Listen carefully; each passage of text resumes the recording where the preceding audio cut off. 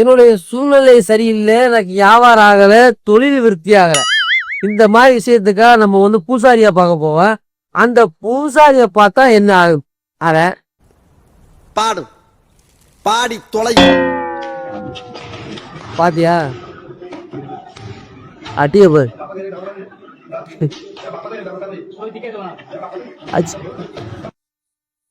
அதாவது நம்ம ஒரு கஷ்ட சூழ்நிலை சரியில்லைன்னு பூசாரியா பார்க்க போவோம். அந்த ஆள் என்னன்னா போலீஸ்காரனை கூட அந்த அடி அடிக்க மாட்டாங்க போல, அந்த அடி அடிக்கா. ஒரு அக்யூஸ்டு கூட அந்த அடி கிடையாது. போனோன்னு எனக்கு என்ன ஏதோ முன்பகம் மாதிரி அடி வெளுத்து தள்ளுறான். என்ன அடி இப்படிலாம் அடிச்சா உங்களுடைய இதெல்லாம் நல்லா ஆயிருமா? இல்ல நீ இவன் ஒரு கஷ்டப்பட்டு போனா இவனுக்கு அவரும் ஒரு கஷ்டம் கொடுக்குது அப்படி. அதாவது பூசாரிய பார்க்க போறதெல்லாம் சரி, ஆனா இந்த அடி அடிக்கிறார செத்துக்கு போயிட்டு என்ன பண்றது? உள்ள கைய முறிக்கிட்டு நெஞ்சில குத்துறாயா, அந்த குத்து குத்துறா. மறுநடி அதை விட்ட பரவாயில்ல, அடுத்து பாரு கத்திட்டு உண்டா அப்படி பாரு போடு. இது என்ன எப்படிதான்டா சரியாக நினைக்கிறிய? அது தப்பு. சாரி மச்சி.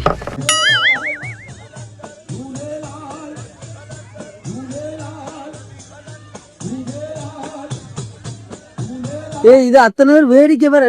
டாக்டர்கிட்ட போறோம்னா அவர் ஆபரேஷன் பண்றாருன்னா ஏதோ ஆபரேஷன் பண்ணி உன்னை மாத்துறாரு, உன்னை சொல்றாரு, ஏதோ பண்றாரு, உடம்பு சரியாகுது, சரி.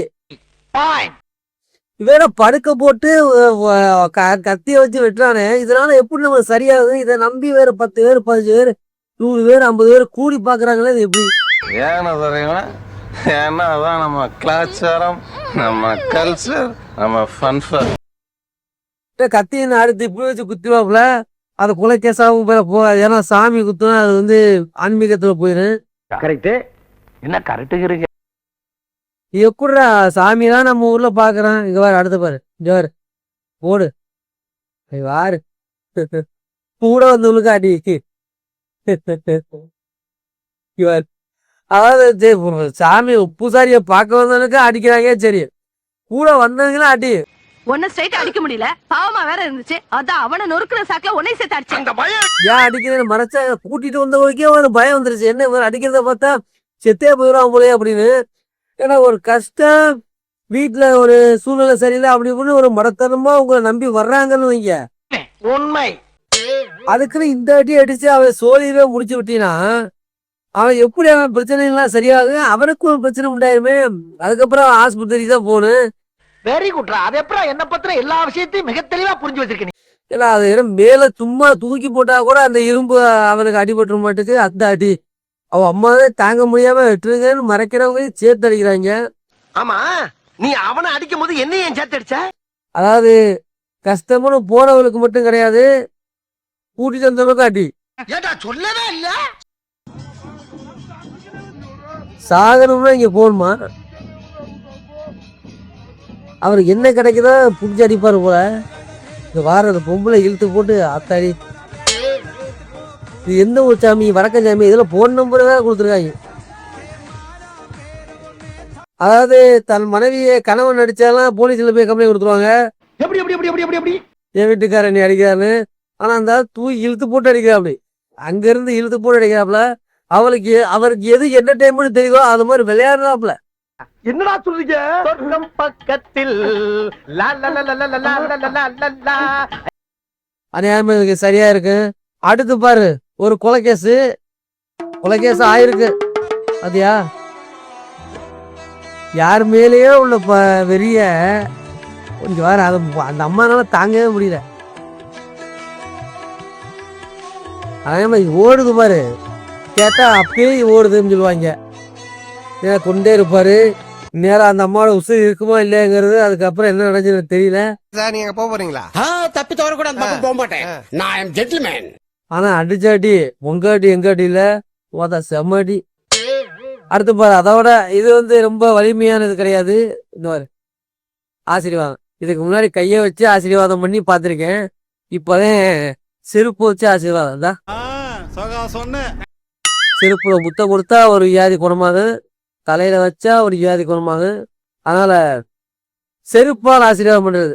இவனை இப்படியே விட்டா ஊர்ல இதே பண்ணிட்டு தெரியும். பேசாம உனக்கு காலை கடிக்க மாதிரி காய அடிச்சு விட்டுருங்க. இது அடிக்கிறதுலாம் கிடையாது, வலி ஒண்ணும் கிடையாது. லைட்டா வாஷ் பண்ணி வரும். செருப்பு மூக்குல வைப்பாப்ல எடுப்பாப்ல. அதோட உன் குடும்பமே உச்சத்துக்கு போயிரும். என்னுடைய ரத்தம் கொதிக்குதே, முடியல, என்னால முடியல. செருப்புக்கு ஒரு முத்தம் கொடுத்தீங்கன்னா அடுத்த அம்பானி இதே. ஏ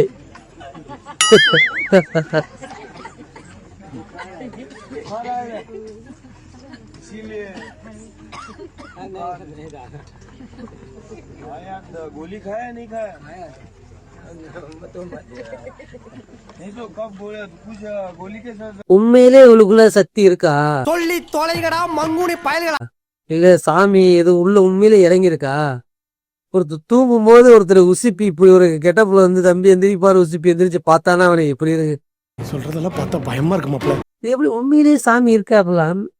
ஏன்னா உண்மையிலே இப்படியே வாழ்றாங்கன்னா அவங்களுக்கு ஏதோ ஒண்ணு இருக்குன்னு அர்த்தம். ஆனா என்ன இருக்குன்னு இல்ல.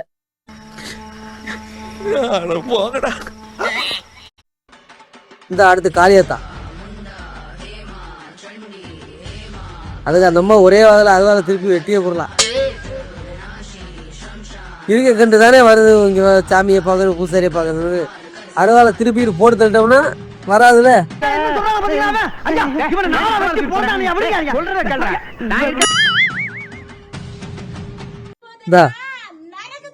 பாரு தூக்கி காலை கழுத்துல வச்சு மிதிக்கியா. எங்களால பொறுத்துக்கிட்டு இருக்க முடியாது. யாரும் உணர்ச்சி வசப்படாதீங்க. இந்திரா அவரும் படுத்துறக்காப்ல. இதே நார்மலா ஒரு பெண்ணு செஞ்சா எப்படி நீ கழுத்துல காலை வைக்கலாம் அப்படி இப்படி சண்டைக்கு இருப்பாங்க, இது பண்ணி இருப்பாங்க. சாமிங்கிறப்ப காலில் மட்டும் இல்ல எதுல காலை வைக்கலாம்.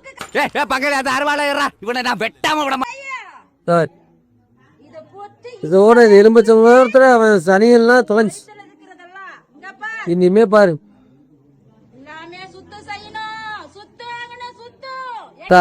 அவ்வளவுதான். இன்னைக்குமே இன்னுமே அவருக்கு ஏற்பட்ட துன்பம் நஷ்டம் கஷ்டம் எல்லாமே அந்த அம்மா பூசாரியானால எல்லாம் கழிஞ்சு. சூப்பர். இனிமே அவர் எதுவுமே இழக்காது. இனிமே கோடிக்கணக்கில் சம்பாதிப்பாரு. குடும்பம் அந்த லெவல்ல இருக்கு.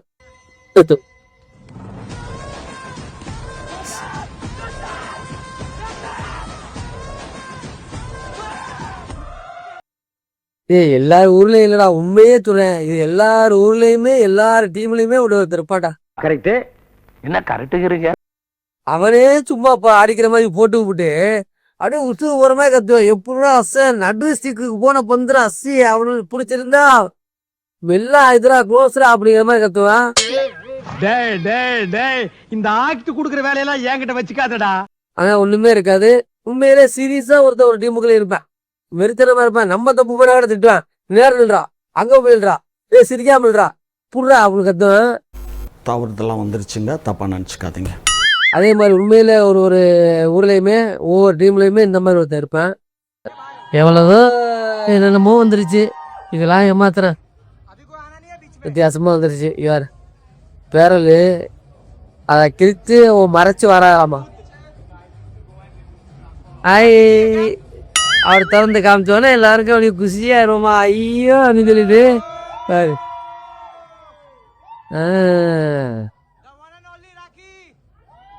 இதை திறந்து காமிச்சதுக்கு பதில வேற ஏதாவது கவர் பண்ணிட்டு போயிருக்கலாம்.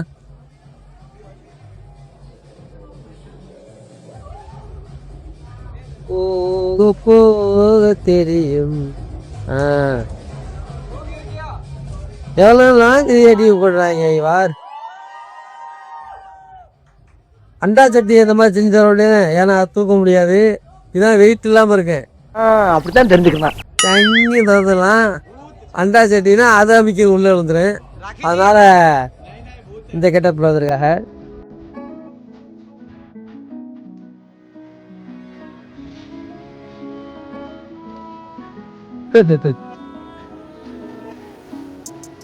என்னடா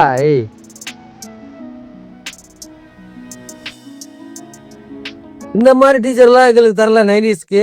ஐயோ தெரியாம பண்ணிட்டேன், ஒரு அற்ப பத்திரம் நினைச்சு மன்னிச்சிருங்க. இந்த மாதிரி டீச்சர்லாம் கொடுத்தோம்னா நாங்க நேரம் பாஸ் ஆகி எல்லாம் IAS ஆயிப்போம்ல. ஒரு மனுஷன் போய் பேசலாம், ஆனா ஏக்கர் கணக்கில் எல்லாம் பேசக்கூடாது. இந்த மாதிரி டீ எதுக்கு எங்களுக்கு தரவே இல்லை. எங்களுக்கு கொடுத்த டீச்சர்லாம் தொட்டில தூக்கி போட்டு வகுத்துலேயே மிச்சாங்கடா. பக்கா லேட்டா வந்தா கழுத்துல மிதிக்கிறாங்க. ஹோம்ஒர்க் செய்யறா படாதரத்துல அடிச்சாங்க. தங்கதுரை ஒரு அளவுக்கு மேல பண்ண.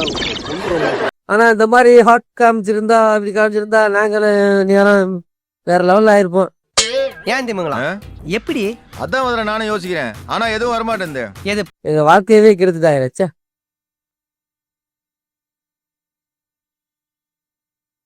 இது ஏன்னா எல்லாரும் செய்யறாங்களா அந்த மாதிரி பட்டு வச்சு கட்டி காலில் வச்சா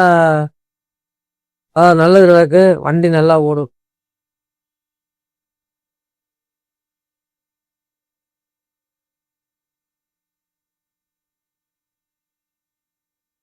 இது மாதிரி எல்லாருக்கும் செய்யணும்னு ஆசை இருக்கு. ஆனா ஃபர்ஸ்ட் அதுக்கு கார் வாங்கினேன். சரி, அதுக்கப்புறம் முதல்ல கல்யாணம் பண்ணு கொண்டாடி இருக்குது அப்படிங்கிறவங்க மட்டும் இந்த மாதிரி செய்யுங்க. ஆனா இது புதுசா இருக்குண்ணே, புதுசா இருக்கு.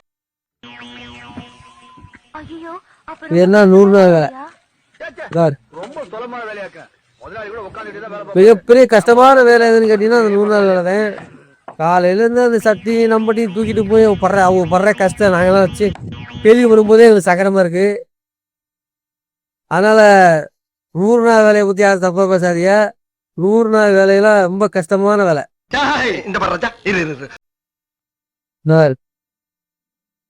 மரத்துக்கு சாமி வச்சு தாலி கட்டுறான். கல்யாணம் ஆகிட்டா கட்டலாம் மாட்டேது.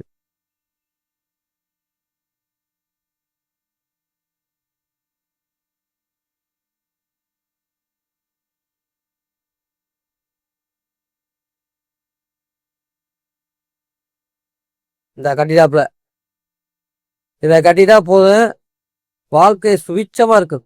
உன்னைய பத்தி நான் கூட என்னென்னமோ நினைச்சுக்கிருந்தேன். நீ உடம்பு சீப்பாளா இருந்திருக்க. உடனே பொண்ணு கிடைக்கி நீங்க கல்யாணம் பண்ணிக்கலாம். பொண்ணை தேடி கட்ட வேண்டியதில்ல, மரத்தை தேடி கட்டினா போதும் உங்களுக்கு பொண்ணு தானா வரும்.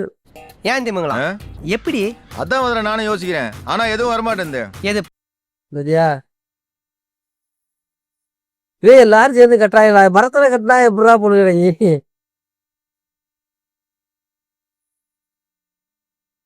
இறையா கட்டி கேட்கிற பொண்ணு தேடி போறாங்கன்னா பொண்ணு கிடைக்கி. அதாவது நீங்க பொண்ணு வேணும்னா பொண்ணு தேடி போக தேவையில்லை, வெறும் வேப்பமரத்தை தேடி போங்க. எங்கெங்கே இருக்கோ அங்கெல்லாம் உன்னை கட்டி விட்டு வந்தீங்கன்னா பொண்ணு உங்க வீட்டுல வந்து நிக்கி. தப்புடா, அது பைத்தியம் என்னன்னு தெரியுமா தெரியாது. அப்படி மனநிலை வர்றதே பைத்தியம். எனவே அடுத்த ஒரு வீடியோவில் வந்து உங்களை சந்திக்கும் வரை உங்களிடம் விடைபெறுவது நான்